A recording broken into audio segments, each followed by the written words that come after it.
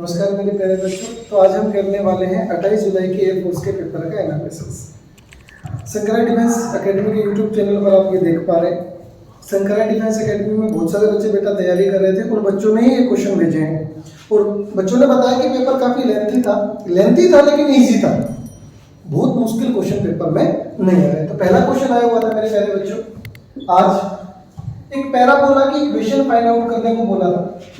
Parabola की equation find out करने के लिए बोला गया था, जिसके वर्टेक्स दे रखे थे 0, 0 और फोकस दे रखा था 0,4। अगर फोकस 0,4 है, इसका मतलब y एक्सिस पे मेरा पैराबोला बना है, तो यहाँ कहीं मेरा फोकस होगा 0,4। और किसी पैराबोला की इक्वेशन y एक्सिस पे क्या होती है my dear, x square is equal to 4ay। a कितना है 4, तो x square is equal to 16y। ये मेरा राइट आंसर रहा होगा। दूसरा क्वेश्चन देखिए बेटा, f ऑफ x दे रखा है 2 की पावर x है और g ऑफ x दे रखा था x स्क्वायर और g o f x पूछा था मैंने। तो बहुत ही आसान है। f x क्या करता है 2 की पावर x, तो किसके अंदर जाएगा, g के अंदर है, यानी x के स्क्वायर। x की जगह क्या पुट करना है 2 की पावर x, यानी 2 की पावर x का स्क्वायर यानी 4 की पावर x आपका राइट आंसर रहा होगा। कमेंट में जरूर बताना। देखिए बेटा क्वेश्चन नंबर 3। क्वेश्चन नंबर 3 काफी लेंथी क्वेश्चन था, आपका सीक्वेंस एंड सीरीज का क्वेश्चन था। दिया हुआ था sum of first 3 terms, sum of first 3 terms is -3 और प्रोडक्ट ऑफ फर्स्ट 3 टर्म्स दे रखा था माय डियर -8। आपसे पूछ रखा था find the sum of squares of 3 terms. तो काफी लेंथी था क्वेश्चन, लेकिन इतना आसान भी था। जैसे देखेंगे तो कैसे सॉल्व करेंगे मेरे प्यारे बच्चों। 3 टर्म अगर एक में मान लिया तो आपको पता है क्या मानते हैं, a माइनस डी और a प्लस डी। उनका सम दे रखा था कितना, -3। तो देखेंगे बेटा a plus D plus a minus D कितना दे रखा है, -3। डी से D cancel, 3a is equal to -3, a is equal to -1। ये तो मेरा -1 है।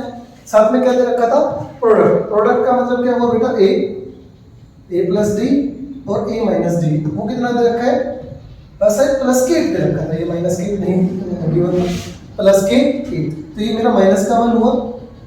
ये हुआ बेटा a प्लस बी और a माइनस बी, क्या हो जाएगा a square minus b square. अगर आप वैल्यू पुट करके करेंगे तो क्वेश्चन थोड़ा लंबा हो जाएगा। ये -1 उस साइड जाके इसको -8 बना देगा। a स्क्वायर यानी -1 का स्क्वायर यानी +1 minus d square is equal to -8। तो d स्क्वायर माइनस के d स्क्वायर -8 और -1 माइनस के d स्क्वायर आपका -9, माइनस से माइनस कैंसिल, d कितना आया माय डियर आपका 3। d 3 आया तो आपकी टर्म्स क्या बनी, एक तो बनी -1, एक बनी आपकी 3 में से कितना, अच्छा माइनस की 1 और आपका d आया है 3 और एक टर्म आपकी क्या बनी भाई, a प्लस डी और a माइनस डी, माइनस के 1 और माइनस के 3। तो ये हो गया माय डियर आपका 2, ये हो गया आपका -1 और ये हो गया आपका -4। इनका स्क्वायर आपसे, स्क्वायर का सम आपसे पूछ रखा था। तो 4 का स्क्वायर 16, 1 का स्क्वायर 1 और 2 का स्क्वायर 4, 16 और 4 20 और 1 21 आपका इसका राइट आंसर रहा होगा। चौथा क्वेश्चन कुछ ऐसा आया हुआ था बच्चा कि a कोई 2x2 की मैट्रिक्स थी और a प्लस i का आपसे क्यूब पूछ रखा था। तो बिल्कुल सिंपल, आपको जोड़ के बस जस्ट क्यूब ही करना था। लेंथी है लेकिन आसान है। क्वेश्चन नंबर 5 कुछ ऐसा आया हुआ था, y dy plus x dx is equal to 0। कोई 0 बता रहा था, कोई xy बता रहा था। एक डिफरेंशियल इक्वेशन का आपसे सॉल्यूशन पूछा था। तो क्या करेंगे, इंटीग्रेशन कर देंगे, इसका इंटीग्रेशन करेंगे तो y²/2, उसका इंटीग्रेशन करेंगे तो x²/2 is equal to 0। 2 LCM लिया तो क्या मिला, x² प्लस y² और 2 से जाके क्या हो गया 0। तो ये आपका राइट आंसर रहा होगा। चलो क्वेश्चन नंबर 6 देखते हैं। क्वेश्चन नंबर 6 कुछ ऐसा है कि 21 तो आपकी मैथ्स की बुक थी और 19 आपकी फिजिक्स की बुक दे रखी थी और क्वेश्चन पूछ रखा था no two physics books come together, कि जब इनको सजाया जाए, लगाया जाए क्रम में, तो फिजिक्स की 2 किताबें एक साथ नहीं आनी चाहिए। तो बड़ा ही सिंपल क्वेश्चन हो गया है। तो अब 21 पहले तो किसकी किताबें आएंगी, मैथ की आएंगी। मैंने आपको ऐसे क्वेश्चंस के लिए क्या बताया था कि पहले वो रखिए जो जरूरी है। मैथ की किताबें रख दी, अब फिजिक्स की किताबें रखनी शुरू करेंगे कि यहाँ पे आएगी, यहाँ पे आएगी, यहाँ पे भी तो आ सकती है।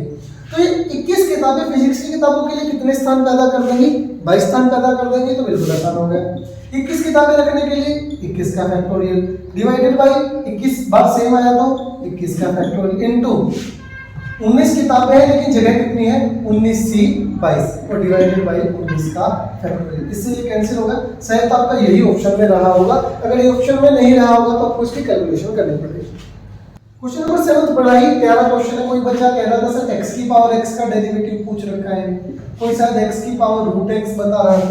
जैसा भी हो, बड़ा ही प्यारा कॉन्सेप्ट है, आगे भी ऐसा क्वेश्चन आ सकता है, तो मैं इसका परमानेंट आपको सॉल्यूशन बताऊंगा। बेटा ये ऐसे क्वेश्चंस होते हैं जहां फंक्शन की पावर फंक्शन इसका डेरिवेटिव पूछा जाए आपसे, फंक्शन की पावर फंक्शन का अगर डेरिवेटिव पूछा जाए तो बड़ा ही आसान है। क्या करेंगे बेटा? फंक्शन की पावर फंक्शन तो u का यू, फंक्शन की पावर फंक्शन u का यू, ऊपर वाला ऊपर, ऊपर वाला ऊपर, नीचे वाला नीचे, इनटू नीचे वाले का डेरिवेटिव, इनटू नीचे वाले का डेरिवेटिव प्लस ऊपर वाले का डेरिवेटिव प्लस ऊपर वाले का डेरिवेटिव और इनटू कर देंगे बेटा log ऑफ नीचे वाला, log ऑफ नीचे वाला। तो ये आपका फॉर्मूला बन जाएगा। तो x की पावर x का तो वैसे हमने डायरेक्ट बता रखा है बच्चों को क्या कि x की power x into 1 plus log x। ये सीधा भी याद कर सकते हो आप, x की पावर x का डेरिवेटिव 1 इस फॉर्मूले से निकालेंगे तो यही आएगा भाई। कैसे? x की पावर x तो u का है, x बाय x, नीचे वाले का डेरिवेटिव 1 प्लस ऊपर वाले का डेरिवेटिव 1 और log ऑफ नीचे वाला, नीचे कौन है भाई? x। ओके, तो x से x कैंसिल, ये 1 बचा, तो क्या है भाई? x की पावर x और 1 प्लस log x। अगर रूट x आया था तो भी कोई दिक्कत नहीं थी, आपको यही फॉर्मूला लगाना था। नेक्स्ट क्वेश्चन आया तो आया हुआ था मेरे प्यारे बच्चों, y is equal to cos x, x is equal to pi by 4 से x एक्सिस तक का आपसे एरिया पूछा था। तो बड़ा ही आसान क्वेश्चन होगा ये। मेरा ऐसे बनेगा ग्राफ cos x का, ऐसे चलता है ग्राफ, तो पाई बाय 4 कहीं नहीं होगा, तो आपसे ये वाला एरिया पूछा। कहां से कहां तक भाई? 0 से पाई बाय 4 इंटीग्रेशन कर देंगे इसका cos x का, तो बड़ा ही आसान क्वेश्चन था। तो cos x का sin x और 0 से पाई by 4, upper limit minus lower limit, sin pi by 4 minus sin 0, ये तो 0 हो गया और ये हो गया 1 बाय रूट 2, 1 बाय रूट 2 माइनस 0 यानी 1 बाय रूट 2 आपका इस क्वेश्चन का करेक्ट आंसर रहा होगा। नेक्स्ट क्वेश्चन था, आपको दे रखा था भाई 1 माइनस x की पावर 6 और x की पावर 5 का कोएफिशिएंट पूछ रखा था। 1 माइनस x की पावर 6 और x की पावर 5 का तो बड़ा ही आसान है बेटा। जनरल टर्म लिखेंगे तो क्या हो जाएगा इसका? 6c(r), पहले वाले की पावर इन दोनों का डिफरेंस और दूसरे की पावर नीचे वाला। अब x की पावर 5 चाहिए तो r को मुझे क्या पुट करना पड़ेगा? 5, क्योंकि मुझे x की पावर 5 का कोएफिशिएंट चाहिए, तो बड़ा ही आसान होगा। 6c(5), 1 की कुछ भी पावर करो, 1 को कोई फर्क नहीं पड़ने वाला। ये हुआ भाई माइनस x की पावर 5 हुआ। अब ये माइनस x की पावर 5 हुआ तो ये माइनस है, तो माइनस 6c(5), किसका कोएफिशिएंट आ जाएगा? x की पावर 5 का। तो आपका राइट आंसर रहा होगा मेरे प्यारे बच्चों माइनस 6c(5). नेक्स्ट क्वेश्चन देखिए मेरे प्यारे बच्चों। नेक्स्ट क्वेश्चन था आपका 3 की पावर 1, 3 की पावर 2, 3 की पावर 3, 3 की पावर 4 अप टू 3 की पावर n। इसका ज्योमेट्रिक मीन आपसे पूछ रखा था, तो बड़ा ही आसान क्वेश्चन था ये भी। क्या करो ज्योमेट्रिक मीन के लिए? सब नंबर को गुणा करके जितने नंबर है उसकी 1/n पावर कर देते हैं। तो 3 की पावर 1 गुना 3 की पावर 2 गुना 3 की पावर 3 गुना 3 की पावर 4 अप टू 3 की पावर n की पावर 1/n। अब ये क्या है? बेस से में तो पावर ऐड हो जाएंगी, तो 3 की पावर 1 जमा 2 कहां तक भाई? n तक। ये क्या है? Sum of natural numbers 3 into n plus 1 by 2 की पावर 1/n। तो n से n कैंसिल, तो इसका आपका राइट आंसर रहा होगा मेरे प्यारे बच्चों 3 की पावर n plus 1/2। अच्छा, नेक्स्ट क्वेश्चन आपका रहा था भाई ट्रिग्नोमेट्री का ही क्वेश्चन है। अच्छा क्वेश्चन है, समझने वालों के लिए तो बहुत ही आसान है और ना समझने वालों के लिए होने वाला भी नहीं। cos square divided by 1 minus sin x minus sin square x divided by 1 minus cos x। तो बच्चे फट से खड़े हो जाएंगे, होगा ही नहीं जल्दी से। कैसे होगा? इस cos स्क्वायर x को ऊपर क्या लिख सकते हो आप? 1 माइनस sin x लिख सकते हो क्या? cos स्क्वायर x को आप लिख सकते हो my dear 1 minus sin square x divided by 1 minus sine x minus sine square x को क्या लिख सकते हो 1 minus cos square x divided by 1 minus cos x. क्या आप 1 को 1 का स्क्वायर लिखोगे तो कोई फर्क नहीं पड़ने वाला है, ऊपर क्या बना a square minus b square, तो a माइनस b और a plus b divided by 1 minus sine x.